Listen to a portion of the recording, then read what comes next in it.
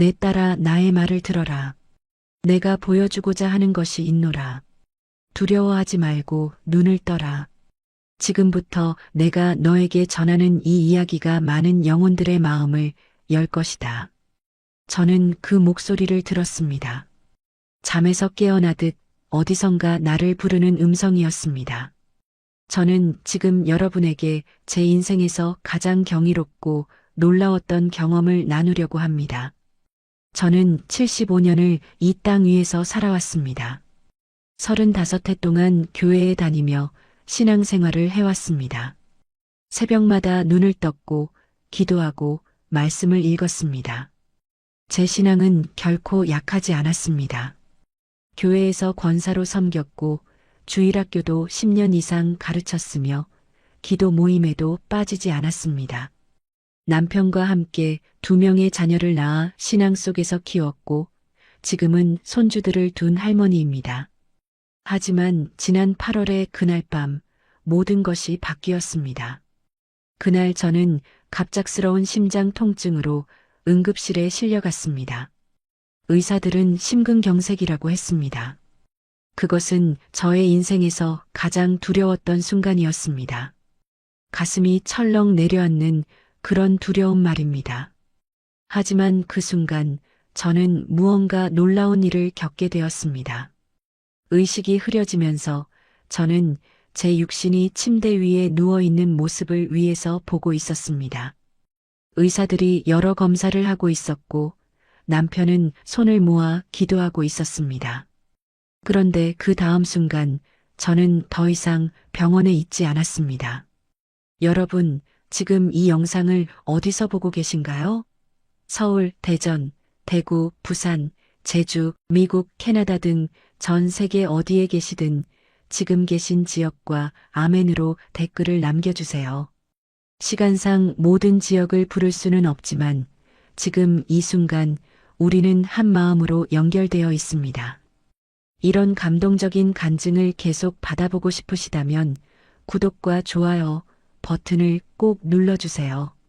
여러분의 작은 클릭 하나가 더 많은 이들에게 희망의 메시지를 전하는 통로가 됩니다. 당신이 어디에 있든 하나님은 당신의 기도를 들으십니다. 제 이야기의 핵심을 담은 성경 구절이 있습니다. 고린도후서 12장 2절부터 4절입니다.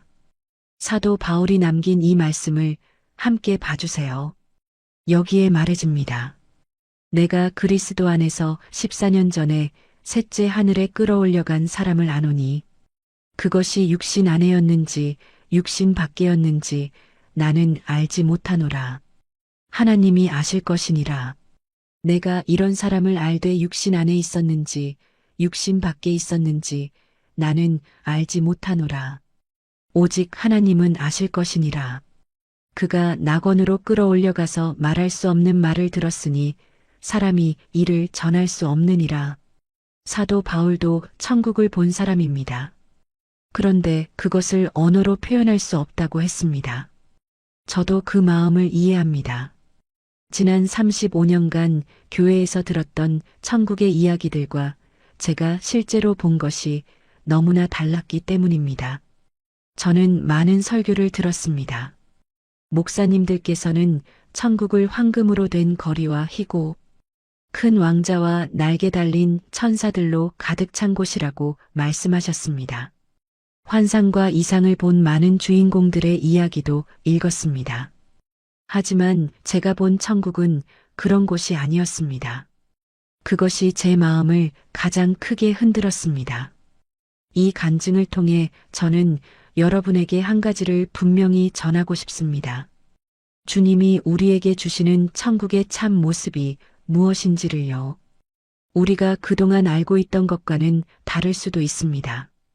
하지만 그 진실은 우리의 신앙을 더욱 깊게 하고 우리의 삶을 더욱 의미 있게 만들 것입니다. 그런데 과연 제가 본 천국은 어떤 곳이었을까요? 그리고 왜 교회에서 말해주던 것과 달랐을까요? 그 답을 찾기 위해서는 저의 이야기를 더 들어봐야 합니다. 지금 제 심장은 멈춰 있었고 의료진들은 저를 살리려고 필사의 노력을 하고 있었습니다. 그런데 그때 저는 완전히 다른 세계에 있었습니다. 제가 본 것들이 무엇인지 함께 알아보겠습니다. 사실 그 밤이 갑자기 찾아온 것만은 아니었습니다. 저는 지난 2년 동안 가슴 통증으로 고생해왔습니다. 처음에는 단순한 소화 불량이라고 생각했습니다. 남편도 그럴 거라고 했습니다. 하지만 시간이 지날수록 통증은 심해졌습니다. 밤새 잠을 못 이루는 날도 많았고 새벽에 깨어 베란다에 나가 찬 공기를 마시며 가슴을 쓸어내리곤 했습니다. 의사를 찾아가서 검사를 했지만 초기 단계라고만 했습니다. 약을 먹고 조심스럽게 지내라고 했습니다. 그런데 조심스럽게 지낸다는 것이 얼마나 힘든지 아십니까? 매일 죽음이 가까이 있다는 생각을 하면서 살아가는 것이 말입니다. 제 남편은 그 시간 동안 많이 변해갔습니다. 58년을 함께 산 남편이 점점 거리감을 두기 시작했습니다. 저는 남편의 변화를 느꼈습니다. 예전처럼 손을 잡아주지도 않았고 밤에 옆에서 코골이는 소리도 들렸지만 자주 거실로 나가 혼자 있었습니다. 제가 아파하는 것을 보는 것이 힘들었던 것 같습니다. 나중에 알게 되었지만 그는 저를 잃을까봐 두려워하고 있었던 것 같습니다. 하지만 그때는 제가 그 감정을 제대로 알지 못했습니다. 저는 남편이 자신을 외로워한다고 느껴졌습니다. 함께 있어도 혼자라는 생각이 들었습니다. 우리의 큰아들은 아파하는 어머니를 자주 찾아왔습니다. 하지만 저는 아들을 볼 때마다 괜찮은 척했습니다. 겨우 4살 터울로 태어난 손주들까지 생각하면서 자신의 고통을 감추려고 애썼습니다. 딸은 더 멀리 있었습니다. 지방으로 시집을 가 있었고 전화로만 안부를 나눴습니다. 전화할 때마다 저는 목소리를 밝게 꾸며 현재 상황을 숨겼습니다. 엄마가 아프다는 것을 알려서 딸을 걱정시키고 싶지 않았습니다. 지금 생각해보면 그것은 사랑이라기보다는 자만심이었던 것 같습니다. 제가 강할 수 있다고, 제가 모든 것을 감당할 수 있다고 믿으려고 했던 것입니다. 그런 가운데서도 저는 교회에 나갔습니다. 새벽 기도를 빠지지 않으려고 노력했습니다. 하지만 새벽 기도 중에도 가슴은 철렁거렸고 기도 중에 어지러움을 느끼기도 했습니다. 목사님의 말씀은 귓가를 스칠 뿐 제 마음에 들어오지 않았습니다. 제가 간절히 기도했던 것은 하나님의 말씀이 아니라 단 하나였습니다. 제발 이 고통에서 벗어나게 해주세요. 제발 이 두려움에서 해방시켜 주세요. 욥기의 욥처럼 저도 외치고 싶었습니다. 욥기 3장 11절에서 욥은 이렇게 말했습니다. 내가 난날을 저주하고 내가 모태에서 나온 그 밤을 저주하라고 말한다. 물론 저는 그렇게까지 절망하지는 않았습니다. 하지만 마음 한구석에서는 계속 같은 생각이 맴돌았습니다. 왜 하나님은 제 기도를 들어주시지 않는가? 신앙생활을 이렇게 열심히 했는데 왜 하필 저에게 이런 일이 생겼는가? 교회 다니는 다른 분들은 별 탈이 없는데 왜 하필 저인가? 이런 의문들이 자꾸만 떠올랐습니다. 신앙이 흔들리는 것이 느껴졌습니다. 그리고 그 신앙의 흔들림이 또 다른 죄책감을 만들었습니다. 이렇게 의심하는 것이 죄가 아닌가 하는 생각이 들었고 그 죄책감이 제 마음을 더욱 무겁게 짓눌렀습니다. 지난해 겨울은 특히 힘들었습니다. 날씨가 추워지면서 가슴 통증이 더 심해졌습니다. 남편의 어머니, 즉 제 시어머니가 그해 겨울에 돌아가셨습니다. 쟤는 장례식에 참석하면서 신체적 고통과 정서적 슬픔을 동시에 겪어야 했습니다. 시어머니와는 평생을 함께 산 것은 아니지만 남편의 어머니로서 존경하고 따르던 분이셨습니다. 장례식 중에 제 가슴은 계속 철렁거렸고 눈물을 흘렸을 때 그것이 슬픔 때문인지 고통 때문인지 구분이 되지 않았습니다. 그 장례식 이후로 남편은 더욱 침묵해졌습니다. 어머니를 잃은 슬픔에 아내가 병든 것까지 겹치자 그는 더 이상 말을 많이 하지 않게 되었습니다. 그 겨울이 지나가고 봄이 왔습니다. 봄이 되면서 제 마음속에 조금의 희망이 생겼습니다. 병원에서 처방받은 약들이 좀 더 강한 것으로 바뀌었고 의사는 생활 습관을 더 조심해야 한다고 했습니다. 싱거운 음식, 규칙적인 운동, 스트레스 관리, 그 모든 것을 하려고 노력했습니다. 매일 공원을 걸었습니다. 공원에서 만나는 할머니 친구들에게는 괜찮다고 했습니다. 하지만 밤이 되면 가슴은 또 철렁거렸습니다. 제가 하는 모든 노력이 무의미한 것 같은 느낌이 들었습니다. 약을 먹고 운동을 하고 기도를 해도 이 두려움은 사라지지 않았습니다. 그리고 더 힘들었던 것은 신체적 증상보다도 심리적 고통이었습니다. 저는 죽음에 대해 자꾸만 생각하게 되었습니다. 신앙이 깊다고 자부했던 제가 오히려 죽음 앞에서 더욱 불안해지고 있다는 것이 저를 괴롭혔습니다. 교회에서는 천국이 얼마나 아름답고 좋은 곳이라고 말씀해 주었습니다. 하지만 제 마음 어딘가에서는 그 말씀이 믿어지지 않았습니다. 혹시 내가 천국에 갈 자격이 없는 것은 아닐까? 혹시 내가 지은 죄가 너무 많은 것은 아닐까? 이런 생각들이 밤마다 저를 괴롭혔습니다. 남편 옆에 누워 있으면서도 제 눈은 감기지 않았고 천장을 바라보며 수시간을 보내곤 했습니다. 그리고 그런 밤이 쌓이고 또 쌓여서 제 영혼도 지쳐가고 있었습니다. 드디어 2년이 지나고 올해 8월이 되었습니다. 저는 스스로를 최대한 관리하려고 했습니다. 더 이상 아들한테나 딸한테 연락할 생각도 없었습니다. 제가 너무 약하다고 느껴졌거든요. 신앙이 깊어야 할 여성이 죽음 앞에서 이렇게 흔들리다니 그것이 제 자존심을 무너뜨렸습니다. 그런데 그때입니다. 그때 정말 예상하지 못한 일이 일어났습니다. 그 8월 밤은 평범한 저녁처럼 시작되었습니다. 남편은 거실에서 텔레비전을 보고 있었고 저는 침실에 누워 있었습니다. 가슴 통증이 있었지만 여느 날과 다르지 않았습니다. 약을 먹고 누워만 있으면 괜찮아질 거라고 생각했습니다. 하지만 밤이 깊어지면서 통증이 점점 심해졌습니다. 자정을 지났을 때쯤 저는 참을 수 없는 고통을 느꼈습니다. 가슴이 조여오는 듯한 그 감각은 이전까지 겪어본 것 중 가장 심했습니다. 제 호흡이 가빠졌고 손가락 끝이 저려왔습니다. 이것이 끝이구나. 그런 생각이 들었습니다. 드디어 오는 것이구나. 죽음이라는 것이 이렇게 다가오는 것이구나. 그런 깨달음이 밀려왔습니다. 저는 남편을 부르지 않았습니다. 괜히 또다시 남편을 괴롭히고 싶지 않았습니다. 3년을 함께 겪으면서 남편이 얼마나 힘들어했는지 너무 잘 알고 있었기 때문입니다. 그래서 저는 침대에 누운 채 조용히 손을 모았습니다. 그것이 제 마지막 기도가 될까봐 느껴지는 기도였습니다. 하지만 이상하게도 그 순간의 기도는 전과 달랐습니다. 제가 2년 동안 했던 기도는 대부분 이 고통을 없애주세요, 이 두려움을 없애주세요였습니다.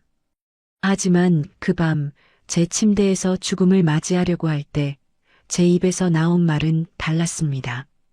주님, 제 죄를 용서해 주세요. 이것이 제 첫 번째 말이었습니다. 더 이상 제 고통을 없애달라는 요청이 아니었습니다. 마치 무언가 더 깊은 곳에서 나오는 음성이 제 입을 움직이게 하는 것처럼 느껴졌습니다. 그리고 그 말 다음에 제 눈에서 눈물이 흘렀습니다. 전에도 많이 울었지만 이날의 눈물은 달랐습니다. 이것은 두려움의 눈물이 아니었습니다. 절망의 눈물도 아니었습니다. 그것은 마치 누군가 나를 품에 안아주는 듯한 그런 감각을 동반한 눈물이었습니다. 제가 그동안 얼마나 혼자라고 생각했는지, 그리고 그 홀로움이 얼마나 깊었는지가 그 눈물 속에 다 담겨 있었습니다. 고통 속에서 제 기도는 계속되었습니다. 이번엔 마음에서 우러나오는 말들이었습니다. 주님, 제가 아들을 또 괴롭혔습니다. 딸이 걱정하는데 저는 그것을 받지 못했습니다. 남편의 마음을 헤아리지 못했습니다. 제가 얼마나 자만했는지 이제 봅니다. 제가 2년 동안 죽음 앞에서 느꼈던 두려움이 사실은 제 자존심 때문이었다는 것을 그 순간 깨달았습니다. 제 자신이 강하다고 보이고 싶었던 마음, 다른 사람들에게 폐를 끼치고 싶지 않던 마음, 그것이 결국 모두를 외로워하게 만들었다는 것을 깨달았습니다. 그 깨달음이 가슴보다 더 아팠습니다. 이때 제 머릿속에 한 구절이 떠올랐습니다. 마태복음 16장 26절입니다. 이 구절을 예전에 많이 들었는데 그날 밤처럼 생생하게 다가온 적이 없었습니다. 그 구절에서 주님은 이렇게 말씀하셨습니다. 사람이 만일 천하를 얻고도 제 생명을 잃으면 무엇이 유익하리요? 생명과 바꾸어 무엇을 주겠는가? 제가 2년 동안 지키려던 것이 무엇이었을까요? 제 자존심을 지키려고 했습니다. 제가 강한 엄마, 강한 아내, 강한 신자라는 이미지를 지키려고 했습니다. 하지만 그것을 지키다가 제가 정말 지켜야 할 것들, 사람들과의 관계, 사랑과 신뢰를 잃어버렸습니다. 그렇다면 정말 나는 영원한 생명을 얻을 수 있을까? 이런 죄악 가운데서 제 기도가 변해가기 시작했습니다. 죽음 앞에서의 두려움이 조금씩 누그러지고 다른 감정이 올라오기 시작했습니다. 그것은 회개였습니다. 진정한 회개는 처음 겪는 것 같았습니다. 교회에서 오래 다녔지만 이런 회개는 해본 적이 없었습니다. 항상 기도할 때는 그 기도가 충분하다고 생각했습니다. 새벽 기도에 나가고 말씀을 읽고 헌금을 내고 봉사를 했으니까요. 하지만 그날 밤 제 침대에서 죽음 앞에 놓인 채로 느낀 회개는 완전히 달랐습니다. 이것은 행위에 대한 후회가 아니었습니다. 제 삶 전체에 대한 새로운 인식이었습니다. 제가 얼마나 하나님으로부터 멀리 떨어져 있었는지에 대한 깨달음이었습니다. 그리고 이 깨달음 속에서 또 다른 말씀이 떠올랐습니다. 시편 23장입니다. 이 시편의 말씀을 쟤는 많이 들었고 많이 읽었습니다. 하지만 그날 밤처럼 가슴에 와닿은 적이 없었습니다. 여호와는 나의 목자시니 내가 부족함이 없으리로다. 그가 나를 푸른 초장에 누이시며 쉴 만한 물 가에로 인도하시는도다. 이 말씀이 생각났을 때 제 마음 어딘가가 벅차올랐습니다. 내가 목자를 필요로 한다는 것을 이제야 아는가? 내가 혼자가 아니라는 것을 이제 알겠는가? 내가 완벽할 필요가 없다는 것을 이제 깨닫는가? 이런 질문들이 제 안에서 울려 퍼졌습니다. 제 호흡이 더 가빠졌습니다. 가슴의 통증도 더 심해졌습니다. 제 몸은 힘들었지만 제 영혼은 이상하게도 차분해지고 있었습니다. 아니, 차분한 것이 아니라 뭔가 포근함을 느끼는 것 같았습니다. 침대 위에서 혼자라고 생각했지만 이상하게도 제가 혼자가 아니라는 감각이 들었습니다. 누군가 제 손을 잡고 있는 것 같은, 누군가 쟤를 감싸고 있는 것 같은 그런 감각이었습니다. 쟤는 남편을 불렀습니다. 더 이상 혼자 남겨둘 수 없었습니다. 이 순간을 혼자 견딜 수 없었습니다. 여보, 여보.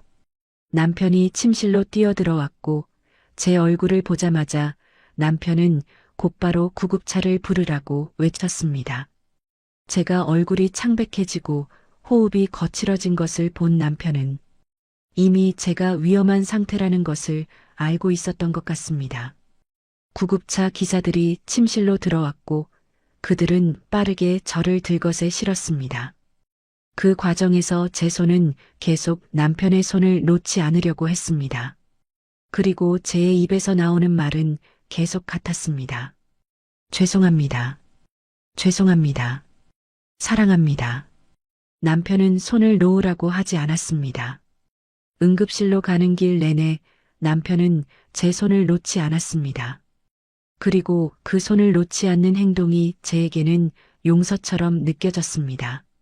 제가 3년 동안 사랑받지 못한다고 느꼈던 그 감정이 사실은 제가 사랑을 받지 못했던 것이 아니라 제가 사랑을 받을 자격이 없다고 생각했기 때문이었다는 것을 깨달았습니다. 남편은 계속 쟤를 사랑하고 있었습니다. 그저 침묵으로 표현했을 뿐입니다. 그리고 그 침묵 속에는 쟤를 잃고 싶지 않다는 마음이 담겨 있었던 것입니다. 응급차 안에서 쟤는 계속 울었습니다. 이제야 느끼는 사랑에 대해 울었고, 이제야 깨닫는 진리에 대해 울었습니다. 병원에 도착했을 때 의료진들은 빠르게 움직였습니다. 심전도 기계가 끔찍한 음향을 내었습니다.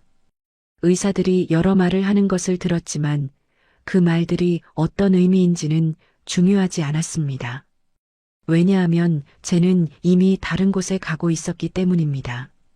쟤의 몸은 침대에 누워 있었지만 쟤의 의식은 그곳에 있지 않았습니다. 그런데 그때였습니다. 그때 비로소 저는 그 임사체험이 시작되는 것을 느꼈습니다. 의료진들의 목소리가 멀어져 갔습니다. 기계음도 희미해졌습니다. 그런데 이상한 일이 일어났습니다. 제 시야가 밝아지기 시작했습니다. 하얀 빛이 아니었습니다.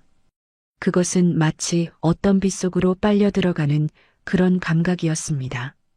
저는 더 이상 침대 위에 있지 않았습니다. 저는 병원 위, 아니, 더 정확히는 병원 전체를 위에서 내려다보고 있었습니다. 제 몸이 침대에 누워 있는 것이 보였습니다. 의료진들이 저를 살리려고 필사의 노력을 하고 있는 모습이 보였습니다. 남편이 대기실에 앉아 있는 모습도 보였습니다. 하지만 가장 이상한 것은 제가 그 모든 것을 보면서도 두려움이 없다는 것이었습니다. 오히려 그것은 영화를 보는 것처럼 느껴졌습니다. 아니, 더 정확히는 그곳의 일들과 제가 무관한 것처럼 느껴졌습니다. 그 다음 순간 저는 어딘가로 이동하고 있었습니다.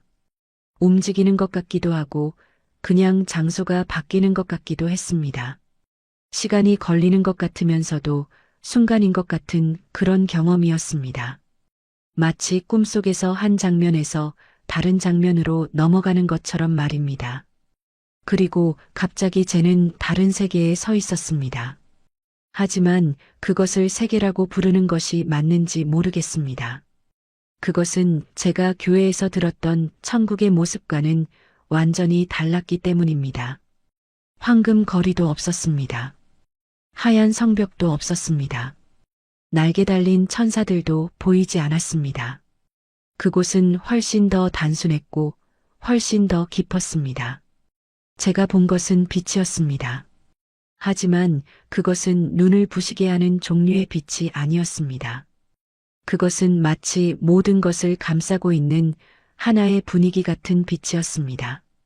제 눈과 마음을 동시에 채우는 빛이었습니다. 그리고 그 빛 속에서 저는 제 것이 아닌 감정을 느끼고 있었습니다. 평안함이었습니다. 완전한 평안함이었습니다. 제 인생에서 경험해 본 적 없는 깊이의 평안함이었습니다. 지난 75년간 제가 겪은 모든 불안, 모든 두려움, 모든 외로움이 그 빛 속에서 해소되는 느낌이었습니다. 마치 누군가 제 영혼을 안아주고 있는 것처럼 말입니다. 아니, 단지 안아주는 것이 아니라 제가 그렇게 되어야 한다는 것을 알게 해주는 느낌이었습니다. 그 빛 속에서 저는 혼자가 아니라는 것을 느꼈습니다. 제 주변에는 누군가가 있었습니다. 하지만 그것을 사람의 형태로 본 것은 아닙니다. 육체가 있는 존재들을 본 것이 아니었습니다. 그것은 마치 하나의 온기, 하나의 현존처럼 느껴졌습니다. 그리고 그 현존이 제게 말을 걸고 있었습니다. 하지만 그것은 음성으로 들리는 언어가 아니었습니다. 제 마음으로 직접 다가오는 의사소통이었습니다. 그곳에서 나는 듣고 있었습니다. 내 영혼이 직접 듣고 있었습니다. 그리고 그 메시지는 명확했습니다. 너는 사랑받기 위해 완벽할 필요가 없다. 너는 이미 사랑받고 있다. 이 말이 제 영혼을 관통했을 때 저는 울었습니다. 아니, 울음이라고 표현하는 것이 맞는지 모르겠습니다.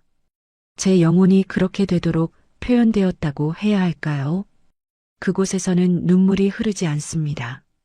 하지만 모든 억눌렀던 감정이 쏟아져 나오는 경험이 일어났습니다. 75년을 살면서 제가 하지 못했던 모든 울음이 그 순간에 나왔습니다.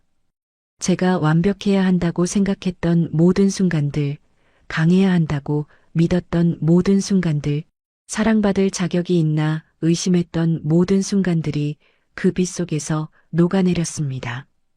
그 순간 제 앞에 또 다른 형상이 보이기 시작했습니다. 그것은 인간의 형태와 비슷했습니다. 하지만 육신의 형태는 아니었습니다. 그것은 영적인 실체였습니다. 그리고 저는 그것이 누구인지 알았습니다. 마치 제가 그것의 존재를 항상 알고 있었는데 이제야 그것을 인식하게 된 것처럼 말입니다. 그것은 예수님이셨습니다.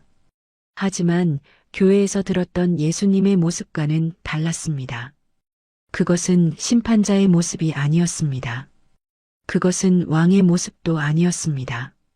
그것은 순수한 사랑의 형태였습니다. 그 현존 앞에서 제가 할 수 있는 것은 고개를 숙이는 것뿐이었습니다.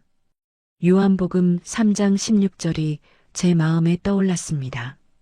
그곳에서 주님은 이렇게 말씀하셨습니다. 하나님이 세상을 이처럼 사랑하사 독생자를 주셨으니 이는 저를 믿는 자마다 멸망하지 않고 영생을 얻게 하려 하심이라. 저는 그 구절을 수백 번 들었습니다. 하지만 그 진정한 의미를 이제야 알았습니다. 그것은 단순한 교리가 아니었습니다. 그것은 하나의 현실이었습니다. 하나의 확실한 현실이었습니다.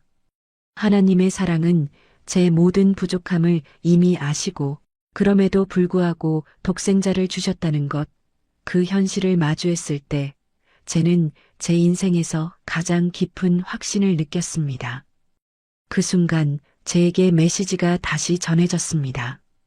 이번에는 더욱 명확했습니다. 돌아가라. 너의 사명이 아직 남아있다. 너의 남편을 위해, 너의 자녀들을 위해, 그리고 많은 사람들을 위해. 이 말을 들었을 때 저는 무언가 깊은 책임감을 느꼈습니다. 제 남편의 얼굴이 떠올랐습니다. 제 아들과 딸의 얼굴이 떠올랐습니다. 제 손주들의 얼굴이 떠올랐습니다. 그리고 저는 그들이 제 없이 어떻게 될 것인지 알아야 했습니다. 아니, 이미 알고 있었습니다. 제 남편은 저를 잃으면 더 깊은 침묵 속으로 들어갈 것이었습니다. 제 아들과 딸은 평생 죄책감을 안고 살 것이었습니다. 그리고 수많은 다른 사람들, 제가 아직 만나지 못한 사람들이 있을 것이었습니다.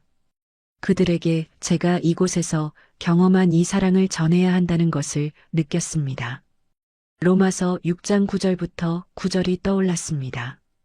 우리가 아직 죄인 될 때에 그리스도께서 우리를 위하여 죽으심으로 하나님께서 우리에게 대한 사랑을 확증하셨느니라. 그곳에서 저는 그 진리를 넘어 그 현실을 마주했습니다. 이것이 단순한 믿음이 아니라 현실이라는 것을 알게 되었습니다. 그리고 그 현실을 아는 것과 모르는 것은 완전히 다른 삶을 만든다는 것을 깨달았습니다.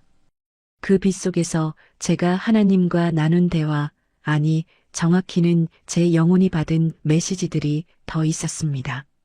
그것들은 제 삶의 모든 다른 상황들을 재정의하고 있었습니다. 제가 겪었던 고통들, 제가 겪었던 외로움들, 제가 느꼈던 두려움들이 모두 쟤를 이곳으로 이끌기 위한 과정이었다는 것을 깨달았습니다. 하나님은 죄를 버리신 것이 아니었습니다. 죄를 고통 속에 빠뜨리신 것도 아니었습니다. 죄를 진정한 자신을 마주하도록, 진정한 사랑을 느끼도록 이끌고 계셨던 것입니다. 그 깨달음 앞에서 죄는 제가 얼마나 잘못 생각하고 있었는지를 알았습니다. 하지만 그 순간은 길지 않았습니다. 혹은 시간의 개념이 없었기 때문에 길고 짧음을 판단할 수 없었습니다. 어느 순간 저는 다시 어딘가로 이동하고 있었습니다. 그 빛이 점점 희미해지고 있었습니다. 다시 병원이 보이기 시작했습니다. 제 신체가 침대에 누워 있는 것이 보였습니다. 의료진들이 여전히 저를 살리려고 애쓰고 있었습니다. 남편은 여전히 대기실에 있었습니다. 제가 돌아와야 한다는 것을 알았습니다. 저는 그 빛을 떠나고 싶지 않았습니다. 하지만 동시에 저는 그곳으로 돌아가야 한다는 것을 분명히 알고 있었습니다. 제 남편을 위해, 제 가족을 위해, 그리고 하나님의 뜻을 이루기 위해. 그 순간 저는 한 가지를 확실히 알게 되었습니다. 천국은 장소가 아니었습니다. 천국은 하나님의 사랑 속에 있는 것입니다. 천국은 황금 거리가 아니라 완전한 받아들임입니다. 천국은 거대한 왕자가 아니라 무조건적인 사랑입니다. 천국은 날개 달린 천사들이 가득한 곳이 아니라 모든 외로움이 사라지는 그 상태입니다. 교회에서 들었던 천국과 제가 본 천국은 완전히 달랐습니다. 그리고 그 차이 속에서 저는 진정한 신앙이 무엇인지를 깨달았습니다. 제가 다시 깨어났을 때 병원의 천장이 보였습니다. 제 가슴에는 여러 개의 관이 연결되어 있었습니다. 모니터가 규칙적인 소리를 내고 있었습니다. 의료진들이 제 주변에 있었습니다. 하지만 가장 먼저 본 것은 남편의 얼굴이었습니다. 남편은 제 손을 놓지 않고 있었습니다. 눈물이 흘러내리고 있었습니다. 제가 다시 살아난 것을 본 남편은 자신도 모르게 소리를 질렀습니다. 여보, 살았어. 살았어. 그 목소리 속에는 4년 동안의 모든 불안, 모든 두려움, 그리고 모든 사랑이 담겨 있었습니다. 의료진들이 여러 검사를 하고 있었지만 저는 그것을 크게 신경 쓰지 않았습니다. 왜냐하면 저는 이미 제가 살아있다는 것을 알고 있었기 때문입니다.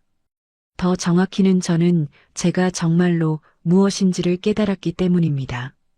다음 며칠간 병원에서의 회복 과정은 신체적으로는 힘들었습니다. 하지만 정서적으로는 저는 완전히 다른 사람이 되어 있었습니다. 의사들이 와서 심근경색의 심각성에 대해 설명했습니다. 제가 얼마나 위험한 상황이었는지, 그리고 제가 정말 운이 좋았다고 했습니다. 하지만 저는 그것이 운이 아니라 하나님의 은혜라는 것을 알고 있었습니다. 제 신체는 살아났습니다. 하지만 제 영혼은 훨씬 전에 살아나 있었습니다. 그 천국에서 받은 경험이 죄를 변화시키고 있었습니다. 남편은 제 옆을 거의 떠나지 않았습니다. 병원 의자에 누워 자며 죄를 돌봤습니다. 그리고 저는 그 남편에게 제가 해야 할 말들을 시작했습니다. 그동안 미루고 미루었던 말들이었습니다. 여보, 제가 잘못했습니다. 제가 당신을 외로워하게 했습니다. 제가 당신의 사랑을 받아들이지 못했습니다. 제가 너무 자존심이 많았습니다. 제발 저를 용서해 주세요. 남편은 저의 이 말에 다시 울었습니다. 그리고 남편이 처음으로 제게 말했습니다. 당신이 아파하는 것을 보면서 내가 얼마나 무력했는지 알았습니다. 당신이 저한테서 멀어지는 것 같아서 미쳤습니다. 하지만 나도 어떻게 해야 할지 몰랐습니다. 내가 당신을 잃을까봐 정말 두려웠습니다. 30년 가까이 함께 산 남편과 저는 그 병원 침대 옆에서 처음으로 진정한 대화를 나누게 되었습니다. 제 아들이 병원으로 달려왔습니다. 아들은 제 얼굴을 보자마자 울음을 터뜨렸습니다. 엄마, 깨어났어. 깨어났어. 정말 다행이야. 아빠가 자꾸 엄마가 안 깨어나면 어쩌냐고 울고만 있었어. 저는 아들을 안아주며 울었습니다. 그리고 제가 아들에게 말했습니다. 미안해. 엄마가 너한테 너무 짐이 되었나? 너를 많이 걱정시켰나? 아들은 고개를 저었습니다. 엄마, 뭔가 달라진 느낌이 드는데. 엄마 눈이 다르다. 뭔가 밝아졌어. 엄마가 더 살아있는 것 같아. 제 아들의 말이 맞았습니다. 저는 이제 정말로 살아있었습니다. 신체적으로뿐 아니라 영혼으로도 말입니다. 딸은 먼 지방에 있었기 때문에 당일 안에 올 수 없었습니다. 하지만 딸은 여러 번 전화를 했습니다. 제가 전화를 받았을 때 딸은 목이 메어 있었습니다. 엄마, 정말 다행이야. 내가 못 옆에 있어서 미안해. 내가 더 자주 왔을걸. 저는 딸에게 말했습니다. 아니야, 딸아. 엄마가 너한테 거짓말을 한 거야. 엄마가 아픈 걸 말하지 않은 이유가 너를 보호하려고 했던 건데 사실은 너를 외로워하게 했단 말이야. 엄마를 용서해 주겠니? 딸의 목소리가 더 커졌습니다. 엄마, 당신이 무슨 말씀을... 나는 엄마한테 할 말이 없습니다. 내가 엄마를 잘 돌봐드리지 못해서 미안합니다. 모자가 나누는 이 대화는 결코 끝나지 않을 것 같은 미안함과 사랑으로 가득 찼습니다. 병원에서의 사흘 동안 제 신체는 안정화되었습니다. 의사는 심근경색이 심했지만 다행히 생명을 위협할 정도까지는 아니라고 했습니다. 몇 주 동안의 회복이 필요하고 약을 계속 복용해야 하며 생활 습관을 완전히 바꿔야 한다고 했습니다. 하지만 저는 그 말들을 듣고 있으면서도 한 가지를 분명히 느꼈습니다. 저는 이미 제 삶을 완전히 바꾸고 있었다는 것입니다. 신체적인 회복과는 별개로 영적인 변화가 일어나고 있었습니다. 퇴원한 이후 제 삶은 정말로 달라졌습니다. 먼저 제 신앙 공동체에서의 변화가 일어났습니다. 교회에 나갔을 때 목사님은 제가 살아난 것에 감사하셨습니다. 그리고 저는 목사님에게 제 경험에 대해 말씀드렸습니다. 제가 본 천국이 어떤 곳이었는지에 대해 말입니다. 목사님은 매우 진지하게 들으셨습니다. 그리고 목사님은 제게 말씀하셨습니다. 그것이 바로 진정한 신앙의 깨달음입니다. 우리가 교리로만 알던 하나님의 사랑을 당신이 직접 경험하셨습니다. 교회의 다른 권사님들도 제 이야기를 듣기 위해 모였습니다. 그리고 저는 그들에게 말했습니다. 우리가 천국에서 본 것이 정말로 그것이 아닐 수도 있습니다. 하지만 한 가지는 확실합니다. 천국은 완벽한 사람들이 가는 곳이 아닙니다. 천국은 무조건적으로 사랑받는 곳입니다. 새벽 기도 때 제가 드린 기도도 달라졌습니다. 이제 저는 이 고통을 없애주세요라고 기도하지 않습니다. 대신 저는 제 삶을 통해 당신의 사랑을 전하게 해주세요라고 기도합니다. 그리고 그 기도가 나오면서부터 제 기도의 시간은 더욱 깊어졌습니다. 기도 중에 저는 때때로 그 천국의 빛을 다시 느낍니다. 완전하지는 않지만 그 따스함과 평안함이 제 기도 시간에 다시 찾아옵니다. 가정에서의 변화도 눈에 띄었습니다. 남편과 저는 매일 밤 앉아서 대화를 나누기 시작했습니다. 남편은 그동안 왜 침묵했는지 말해주었습니다. 당신이 아파하는 것을 보니까 어떤 말도 도움이 될 것 같지 않았어. 그래서 그냥 옆에 있으려고 했는데 내 침묵이 당신을 더 외로워하게 만들었구나. 저는 남편에게 말했습니다. 지금 알았으면 된 거야. 이제 우리는 더 이상 침묵 속에 있지 않아. 우리는 이제 서로를 말로 표현하는 거야. 남편과 저는 매일 손을 맞잡고 침대에 누웠습니다. 그것은 단순한 신체적 접촉이 아니었습니다. 그것은 서로를 받아들이는 행위였습니다. 아들은 더 자주 제를 찾아오기 시작했습니다. 그리고 손주들도 함께 옵니다. 제가 손주들과 놀아줄 수 있게 되었기 때문입니다. 전에는 가슴 통증 때문에 손주들과 적극적으로 놀아줄 수 없었습니다. 하지만 이제는 달랐습니다. 신체적으로는 여전히 조심해야 하지만 제 영혼이 있는 곳에는 제약이 없었습니다. 쟤는 손주들을 안아주고 함께 이야기를 나누고 기도를 가르쳐주고 있습니다.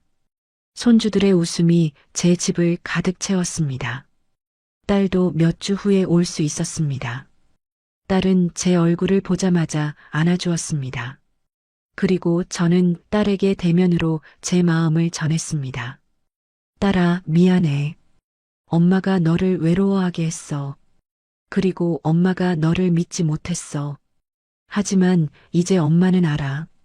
하나님의 사랑이 뭔지 알았어. 그리고 그 사랑이 넉넉해. 그 사랑이 정말 충분해. 딸은 저와 함께 울었습니다. 모자가 나누는 그 눈물 속에는 30년의 세월과 그 세월 동안의 모든 미안함이 담겨 있었습니다. 제가 다시 일어나기 시작하면서 교회 안에서도 변화가 일어났습니다. 많은 분들이 제 이야기를 듣고 싶어 했습니다. 저는 주일 낮 시간에 제 간증을 나눴습니다.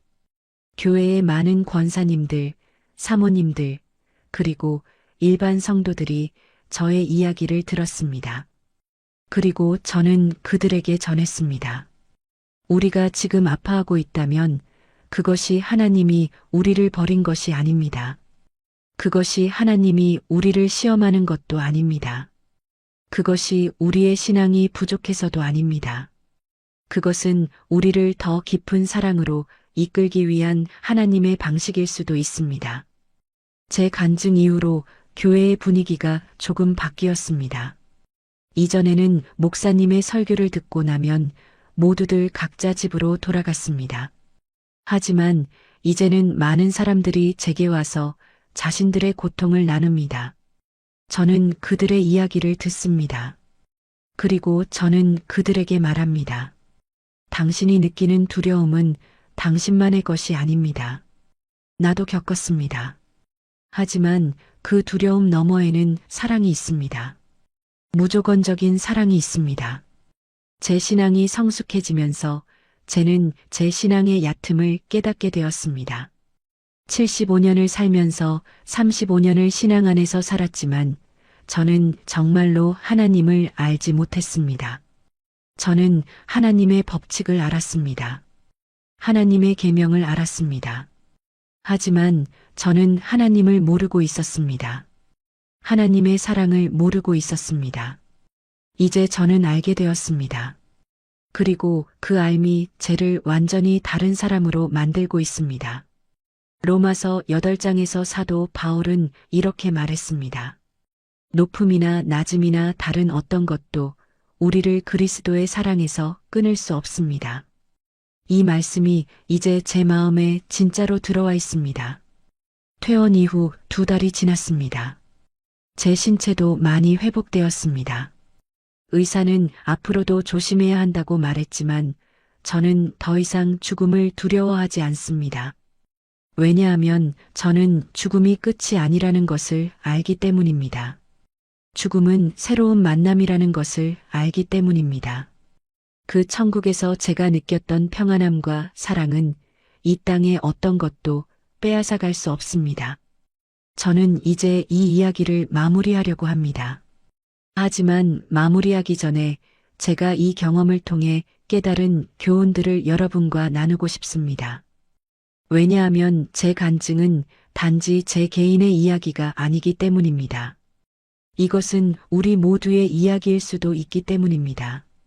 제가 겪었던 고통, 제가 느꼈던 두려움, 제가 경험했던 신앙의 흔들림, 이 모든 것들은 어쩌면 이 시대를 살고 있는 많은 신앙인들이 겪고 있는 것들일 수도 있습니다. 첫 번째 교훈은 이것입니다. 신앙은 행위가 아니라 관계입니다. 저는 35년을 신앙생활을 했습니다. 새벽 기도에 나가고 말씀을 읽고 헌금을 하고 봉사를 했습니다. 하지만 저는 깨달았습니다. 이 모든 것들이 중요하지 않다는 것이 아니라 그것들이 진정한 목적을 잃고 있다는 것입니다. 그 목적은 하나님과의 관계입니다. 그런데 저는 하나님과의 관계가 아니라 신앙의 행위 자체에 집중하고 있었습니다. 저는 하나님을 알기보다는 하나님이 주신 법칙을 지키려고만 했습니다. 마태복음 23장에서 예수님은 바리새인들을 꾸짖으시면서 이렇게 말씀하셨습니다. 화 있을진저 외식하는 서기관들과 바리새인들이여 지옥의 자식들이여. 저는 그 말씀을 들을 때마다 나는 그런 사람이 아니라고 생각했습니다. 하지만 저도 외식하고 있었습니다. 제 자신이 완벽한 신자라는 이미지를 지키기 위해 저는 외식하고 있었습니다. 그리고 그 외식이 저를 고통 속에 더욱 깊게 빠뜨렸습니다. 두 번째 교훈은 이것입니다. 약함은 부끄러운 것이 아니라 축복입니다. 제가 2년 동안 제 약함을 숨기려고 했습니다. 그것이 신앙인으로서 약한 모습이라고 생각했기 때문입니다. 하지만 그 천국에서 저는 깨달았습니다. 하나님은 우리의 완벽함을 원하시지 않습니다. 하나님은 우리의 약함을 원하십니다. 왜냐하면 우리의 약함 속에서 하나님의 능력이 드러나기 때문입니다. 고린도후서 12장 9절에서 사도 바울은 이렇게 말합니다. 그러므로 기꺼이 내 약한 것들을 자랑하리니 그러면 그리스도의 능력이 내게 머물게 됨이라. 저는 이 구절을 읽을 때마다 이해가 되지 않았습니다. 어떻게 약함을 자랑할 수 있을까? 하지만 이제 알겠습니다. 우리가 우리의 약함을 인정할 때 우리는 비로소 하나님의 능력을 경험하게 되는 것입니다. 저는 제 약함을 숨기느라고 힘들어했습니다. 하지만 이제 저는 제 약함을 고백합니다. 그리고 그 고백 속에서 저는 평안을 얻었습니다. 세 번째 교훈은 이것입니다. 고통은 하나님의 부재가 아니라 하나님의 현존입니다. 저는 고통을 당할 때 하나님이 나를 버렸다고 생각했습니다. 왜 하나님은 제 기도를 듣지 않으셨을까? 왜 하나님은 제 고통을 없애주지 않으셨을까? 이런 질문들이 제 마음을 채웠습니다. 하지만 그 천국에서 저는 알았습니다. 그 고통 속에서도 하나님은 계셨습니다. 사실 그 고통이 저를 하나님께로 인도했습니다. 제가 완벽하다고 생각했을 때는 제가 하나님을 필요로 하지 않았습니다. 하지만 제가 약해졌을 때, 제가 죽음 앞에 서 있을 때, 비로소 저는 하나님을 만났습니다. 로마서 5장 3절에서 사도 바울은 이렇게 말합니다.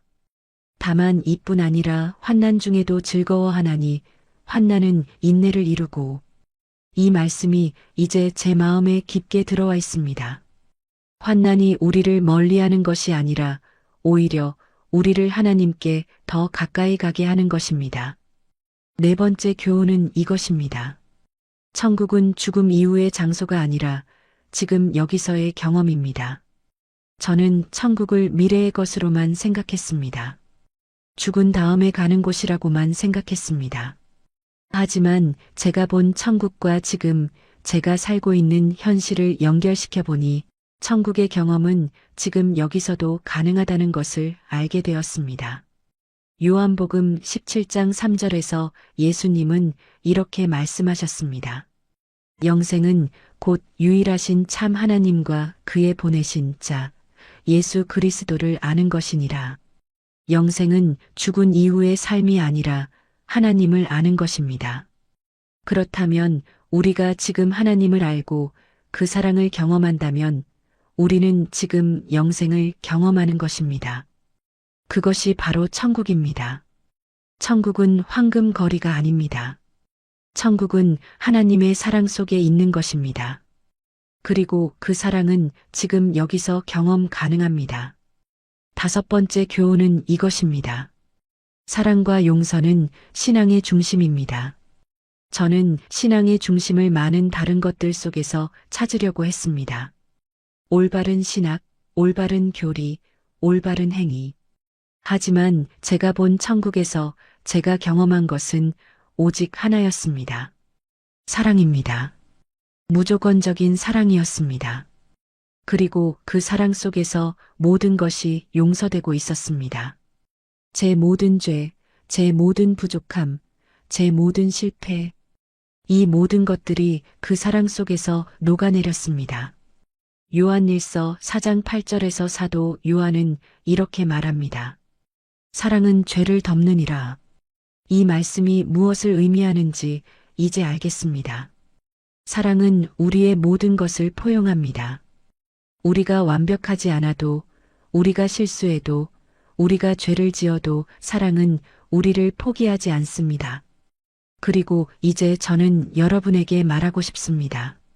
만약 당신이 지금 고통 속에 있다면, 만약 당신이 지금 두려움을 느끼고 있다면, 만약 당신이 지금 신앙이 흔들리고 있다면 그것은 당신이 약한 신자이기 때문이 아닙니다. 그것은 오히려 당신이 진정한 신앙으로 나아가기 위한 과정일 수도 있습니다. 당신의 고통은 의미가 있습니다. 당신의 눈물은 헛된 것이 아닙니다. 그 모든 것들이 당신을 더 깊은 사랑으로 인도할 수 있습니다. 당신이 지금 혼자라고 느낀다 해도 당신은 절대 혼자가 아닙니다. 하나님은 당신의 고통 속에도 계십니다. 당신의 두려움 속에도 계십니다. 당신의 모든 것 속에 계십니다. 그리고 저는 또한 여러분에게 말하고 싶습니다.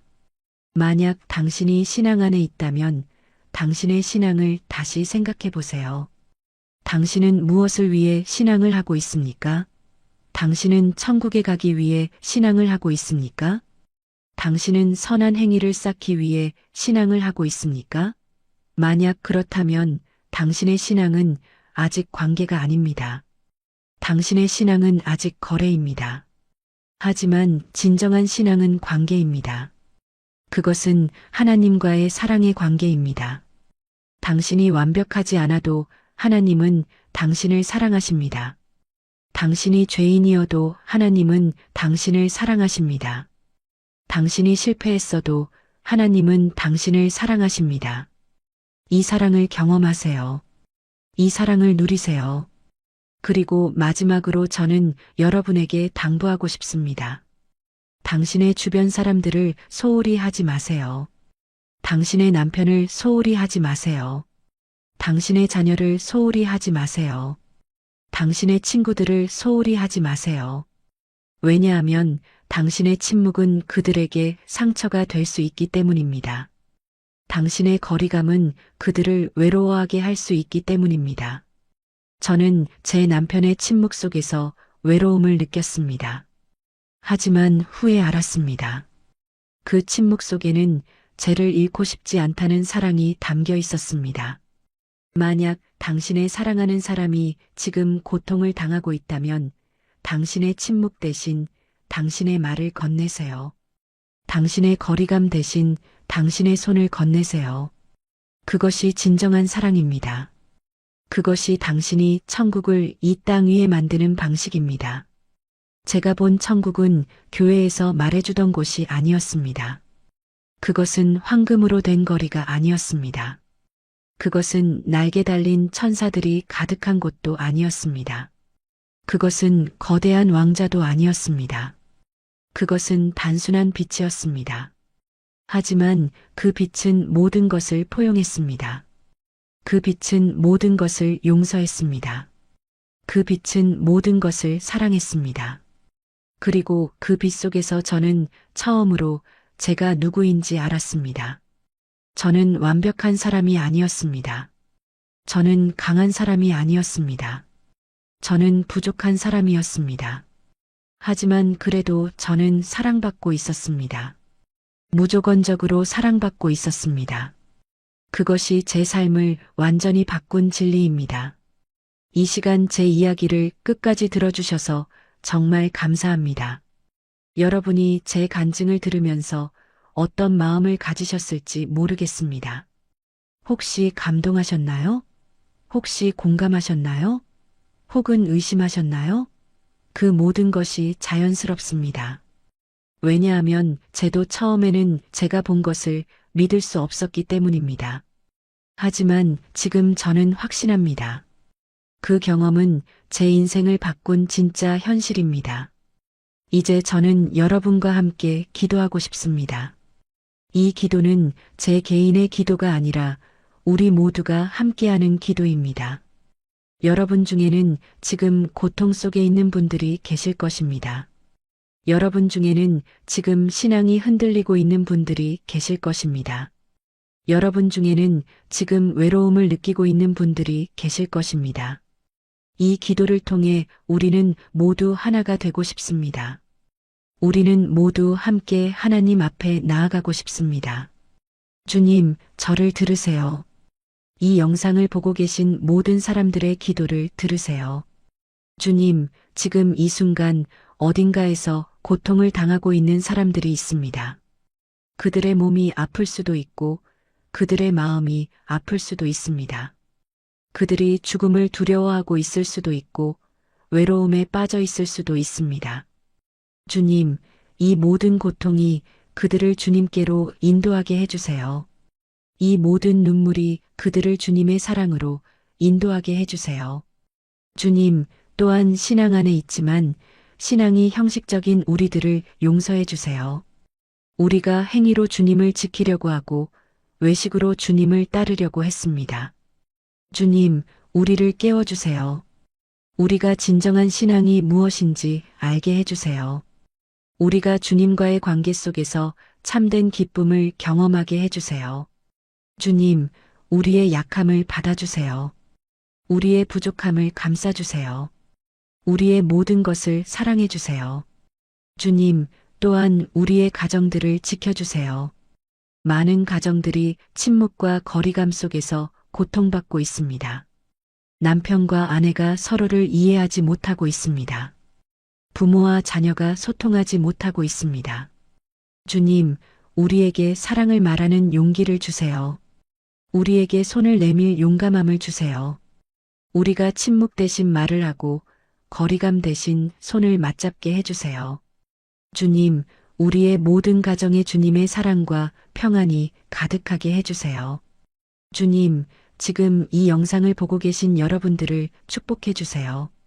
서울, 대전, 대구, 부산, 제주 그리고 전 세계에 흩어져 있는 우리의 형제자매들을 축복해 주세요. 각각의 지역과 각각의 상황 속에서 주님의 사랑을 경험하게 해주세요. 주님, 우리 모두가 주님의 무조건적인 사랑을 깨닫는 날까지 주님과 함께하게 해주세요. 주님, 우리의 모든 기도를 들으세요. 우리의 모든 눈물을 보세요. 그리고 우리를 주님의 사랑으로 감싸주세요. 아멘. 여러분, 정말 감사합니다. 이 영상을 끝까지 봐주셔서 감사합니다. 저는 제 이야기가 여러분의 마음에 어떤 영향을 미쳤는지 정말 궁금합니다. 혹시 마음이 움직였다면 댓글로 나눠주시면 정말 감사하겠습니다. 당신의 지역을 댓글로 남겨주세요. 당신의 기도 제목을 댓글로 남겨주세요. 당신의 간증을 댓글로 남겨주세요. 우리는 댓글을 통해 서로 연결되어 있습니다. 우리는 하나입니다.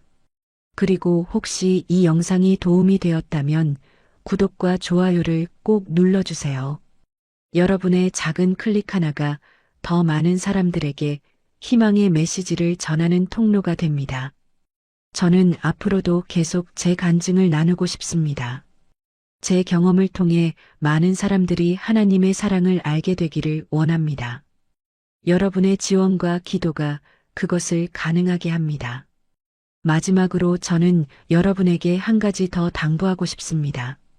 당신이 지금 어떤 상황에 있든지, 당신이 지금 어떤 고통을 겪고 있든지, 당신이 지금 어떤 두려움을 느끼고 있든지 절망하지 마세요.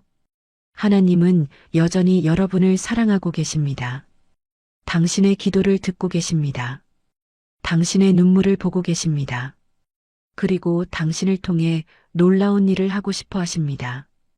당신의 고통이 의미 있게 될 날이 올 것입니다. 당신의 눈물이 기쁨의 눈물로 바뀔 날이 올 것입니다. 저는 지난 75년간 많은 것을 배웠습니다. 하지만 가장 중요한 것은 단 한 가지였습니다. 우리는 사랑받기 위해 완벽할 필요가 없다는 것입니다. 우리는 이미 사랑받고 있습니다. 무조건적으로 사랑받고 있습니다. 이 진리를 여러분의 마음에 깊이 새기기를 원합니다. 이 진리가 여러분을 자유하게 할 것입니다. 이 진리가 여러분의 삶을 완전히 바꿀 것입니다. 다시 한번 제 이야기를 들어주셔서 감사합니다. 여러분 모두에게 하나님의 축복과 평안이 가득하기를 원합니다. 당신이 어디에 있든 어떤 상황에 있든 당신은 혼자가 아닙니다. 하나님이 함께하고 계십니다. 그리고 저도 기도로 함께하겠습니다. 이 영상을 시청해주신 모든 분들을 위해 매일 기도하겠습니다. 여러분이 하나님의 사랑을 깊이 경험하게 되기를 간절히 기도합니다.